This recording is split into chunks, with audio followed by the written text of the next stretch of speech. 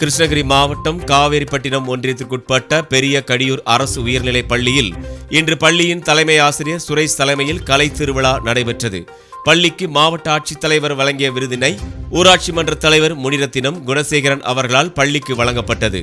இந்த விழாவில் ஊராட்சி மன்ற தலைவர் முனிரத்தினம் குத்துவிளக்கு ஏற்றி தொடங்கி வைத்தார். இதில் மாணவ மாணவிகள் பல்வேறு வேடங்கள் அணிந்து நடன நிகழ்ச்சி, பேச்சு போட்டி, கட்டுரை போட்டி நடைபெற்றது.